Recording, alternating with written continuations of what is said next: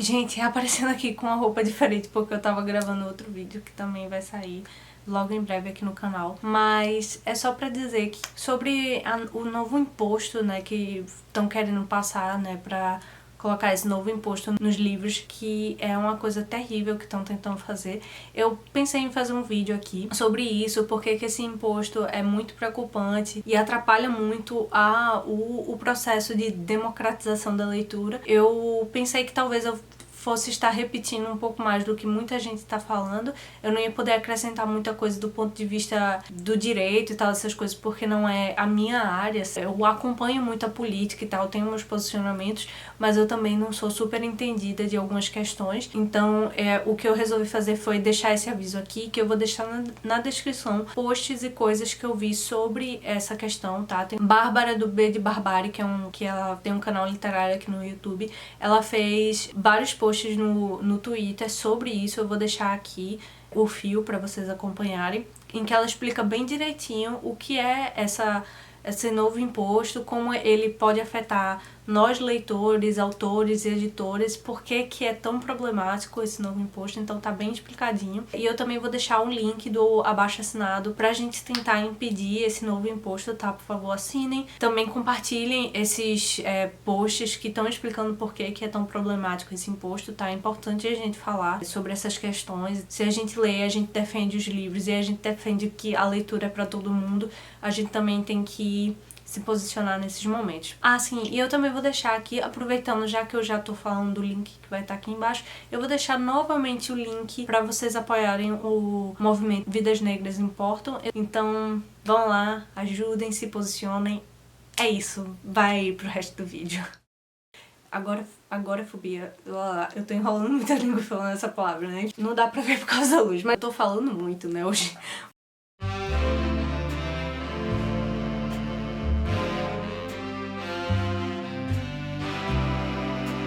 E aí pessoas, eu sou a Helena Tavares e eu estou de volta com mais um vídeo e hoje vai ser sobre as minhas leituras de julho. Antes tarde do que nunca, né? Eu sei que a gente já passou da metade do mês de agosto, mas é isso aí. Eu prefiro gravar um pouco depois do que gravar, sei lá, no último dia do mês correndo pra poder postar o mais rápido possível, né? Vamos com calma e produzir um negócio bacana, enfim, vamos lá. Em julho eu realizei um total de 5 leituras. Como sempre, eu não vou falar em ordem do que eu li, tá?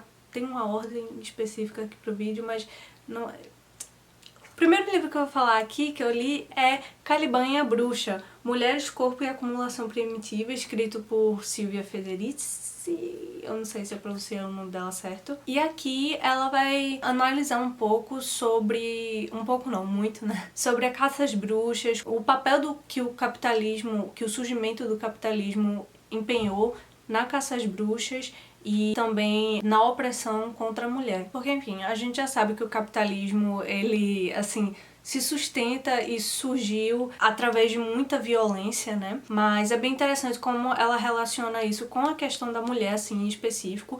E ela também fala um pouco aqui, e realmente você, ao ler esse livro, você vê como é importante que a gente estude história também com o ponto de vista de gênero. Ela faz bastante isso, ela analisa muito a situação das classes socioeconômicas menos favorecidas e a situação das mulheres. Então ela fala aqui sobre como era a situação das mulheres na Idade Média, que não era um paraíso na Terra, mas realmente não é como a gente aprende muitas vezes na escola e como a gente vê em filmes, em séries. As mulheres já sofriam com o patriarcado, de certa forma, mas elas também tinham um papel muito importante na sociedade da época. Elas trabalhavam e tinham uma função muito importante no coletivo.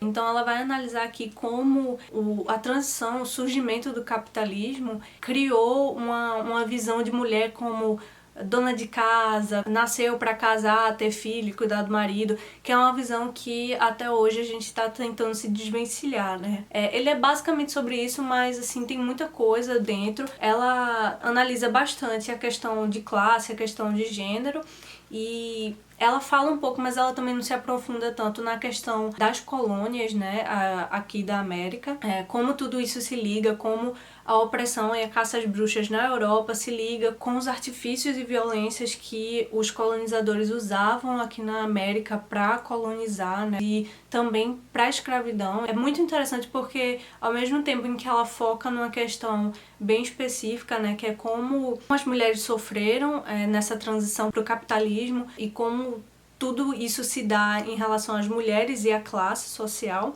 mas ela também entrelaça tudo de uma forma bem interessante, sabe? E aí a gente entende muito mais sobre o processo de escravidão e o processo da caça às bruxas. Também tem a questão aqui da prostituição, que ela fala como, de primeiro, a prostituição foi vista como um remédio para os males, como uma coisa boa e tal. E aí depois foi se mudando isso porque não era mais interessante para a classe dominante que existissem prostitutas. A linguagem é bem tranquila de acompanhar mesmo. Eu tava com muito medo de ler ser uma coisa assim, sabe? Uma linguagem muito rebuscada e muito acadêmica, mas ela traz uma linguagem bem acessível, que eu acho bem importante para que todo mundo assim consiga ler, entender, e ela explica tudo bem explicadinho mesmo, assim, você não precisa ser um super conhecedor de história para conseguir acompanhar o que ela tá falando. Inclusive tem muita nota de rodapé aqui em que ela explica melhor algumas coisas históricas. Isso tudo aqui é só referência bibliográfica, então toda vez que eu via que ela citava algum livro que eu ficava, talvez esse seja interessante para eu ler, eu corria aqui e grifava pra ficar separado para depois eu procurar na internet. Enfim, foi uma leitura bem interessante, me fez repensar muita coisa, acrescentou muito, muito, muito mesmo, assim. É interessante porque quando a gente estuda história, né, na escola e tal, realmente se cita a caça às bruxas, mas não se explica tanto assim, e aí você pensa que foi simplesmente um processo da igreja, assim, da intolerância religiosa e tal, mas não é bem assim, tem muitos outros aspectos que entram aqui, principalmente a questão da transição para o capitalismo, né? E aí eu não vou explicar aqui tudo que tem no livro, porque senão, né? Mas é um livro bem interessante. Agora, eu tenho umas coisas para avisar aqui para quem for ler esse livro. Ela realmente usa alguns termos que são ofensivos, tipo, por exemplo, deixa eu ver, sodomia e mulata, mas eu não acho que ela use com a intenção de ofender. Eu acho que ela usa meio que pra você entender como as pessoas falavam na época, os termos que eram usados. Então ela usa esses termos meio pra mostrar. Eu acho que ainda mais pra você ficar ainda mais tipo, ai, nossa, como as pessoas da época eram... Então, enfim, eu não acho que o uso desses termos tenha sido de uma forma pejorativa. Eu acho que era meio pra mostrar mesmo como é que eles eram utilizados na época. Vamos lá pro segundo livro, porque eu acho que eu já falei muito desse primeiro e vai ficar meio longo. O próximo livro que eu vou falar aqui é A Mulher na Janela, escrito por A.J. Finn. Então, eu acho que todo mundo, talvez a maioria das pessoas, saiba a sinopse desse livro, porque saiu o trailer, né, do filme já e tal. Não lançou o filme ainda, eu acho que não lançou ainda por causa da situação atual mundial, mas basicamente esse livro é sobre o seguinte. Anna Fox é uma psicóloga infantil... Psicóloga ou psiquiatra? Eu não lembro se é psicóloga ou psiquiatra, mas eu acho que é psicóloga infantil. Enfim, ela tem agorafobia, então ela não consegue sair de casa, ela tem pânico de sair de casa, então ela vive sozinha e ela adora ficar olhando a vida dos vizinhos e tal, até que se muda uma família nova pra vizinhança dela e ela vê a vizinha que acabou de se mudar pra lá ser assassinada. E aí ela liga pra polícia, ela denuncia e aí ela acaba descobrindo que não houve assassinato nenhum. Pelo menos é isso que dizem. Isso é um mini plot twist, mas na verdade não é, porque é muito no começo do livro e é isso que gera toda a história em si. Eu gostei bastante da premissa, me parecia alguma coisa bem interessante para um thriller bem psicológico mesmo, principalmente porque é uma personagem que não é perfeita, né? E eu acho muito interessante trazer nesse tipo de livro personagens com várias camadas, né? Então ela bebe muito, ela toma muitos remédios por causa da agorafobia dela, ainda tem isso da agorafobia, agorafobia, eu tô enrolando muita língua falando essa palavra, né? E ainda tem essa coisa meio invasiva dela, de ficar olhando a vida dos vizinhos o tempo todo, né, e tal. Enfim, ela sabe que vizinho tem caso com quem, não sei o quê. Então é realmente muito invasivo. Mas, assim, por mais que a premissa tenha me interessado, eu tenho que dizer que a execução do negócio não me agradou muito, não. O que é uma pena. Assim, o início do livro, pra mim, foi muito lento. Mas eu entendo a importância desse início dele, que é bem pra você conhecer a vizinhança, entender algumas coisas, umas dinâmicas ali, que depois vão ser importantes no decorrer do livro. Ou talvez nem tanto, dava pra cortar muita coisa. No decorrer da leitura é um negócio de parece que a leitura vai engrenar e não engrena, vai e não vai, vai e não vai. Sabe, parece um carro que você tá tentando ir toda hora ele fica morrendo, assim, aí você tem que ficar colocando a marcha de novo. É tipo isso daqui. Parece que o negócio vai e não vai. E é meio chato. E talvez esse tipo de ritmo funcionasse em outro livro, em outra história, sei lá, mas nesse caso aqui não funcionou pra mim. Como eu já falei, eu não tenho nenhum problema em narradores que não são perfeitos e que a gente não pode confiar 100%. Mas o meu problema aqui dele é que o tempo todo, quando vem assim frases ou partes da narração que são meio, o que é que tu tá falando? Eu não conseguia ficar, uau, nossa, intrigante essa narradora. O tempo todo eu sentia, é um homem tentando falar pelo ponto de vista de uma mulher, sabe? É meio... não ficou bacana, não deu, não rolou. E além disso, a questão da gente não poder confiar completamente na sanidade dela, que também não é spoiler isso, tá? A gente não pode confiar completamente na sanidade dela, é usado de uma forma aqui muito fraca, muito chata, repetitiva. Enfim, tem muita pista aqui falsa, que só faz encher linguiça. Assim, os plot twists, o primeiro, o trailer do filme me entregou, infelizmente. Mas, assim, era até um plot twist legal se o trailer do filme tivesse me entregado. Aí tem outro plot twist que é um pouquinho mais interessante, mas ao mesmo tempo foi muito óbvio, e tem outros tantos que foram chatinhos e chegando sem tempero, e o plot twist final, que é a grande revelação final, você fica, uau, nossa, é isso, mas ao mesmo tempo você não tem aquele sentimento de como é que eu não vi isso acontecendo antes, uau, que genial ser isso, sabe? Porque o livro não te dá a oportunidade de você olhar pra trás e pensar, nossa, como é que eu perdi essa pista, como é que eu não liguei isso com isso, entendeu? Então não rola isso, é um final muito... parece que foi assim, nossa, o que é que eu posso fazer pra ser a coisa mais aleatória possível e ninguém ter pensado nesse final? Pronto, é isso daí que vai ser. Eu reconheço realmente que deve ter sido um desafio escrever um livro desse, assim, que a maior parte da história se passa dentro da casa dela e ela olhando as outras pessoas, mas só porque é uma proposta difícil de fazer não significa que eu vou ficar, ai, nossa, tipo, era difícil, então eu vou dar uma nota melhor, vou dizer que ele é melhor do que ele realmente é. Não, desculpa, o livro realmente não deu pra mim. Agora tem uma última coisa que é a que mais me irritou e eu até marquei aqui a página. Essa página inteira, daqui até aqui, não dá pra ver por causa da luz, mas daqui até aqui, só tem citação de filme e de coisas assim. E ele faz muito isso no decorrer desse livro aqui, citando vários e vários filmes que provavelmente o autor gosta. E aí, porque a narradora e a personagem principal gosta muito de filmes, particularmente filmes em preto e branco, aí fica parecendo que nossa, não, é pra mostrar os filmes que ela gosta e pra você entender um pouco mais de quem ela é. Mas não é isso que você tá fazendo, você tá literalmente usando uma página inteira pra citar um monte de filme que não faz sentido nenhum. Se você fizesse, sei lá, alguma coisa na narrativa, usasse algum recurso que lembrasse, que fizesse referência a outro livro ou a algum filme, massa, seria super interessante, eu acho legal. Mas isso eu não acho bacana quando é tantas citações aqui, nossa, disso, daquilo outro, esse filme, aquele outro filme, blá blá blá, nananã, que não acrescenta em nada na narrativa e nem é um recurso legal, do tipo, nossa, peguei essa referência. Nossa, eu acho que eu tô sendo super dura com esse livro, né, mas é porque realmente foi uma leitura bem decepcionante pra mim. Falando muito, né, hoje.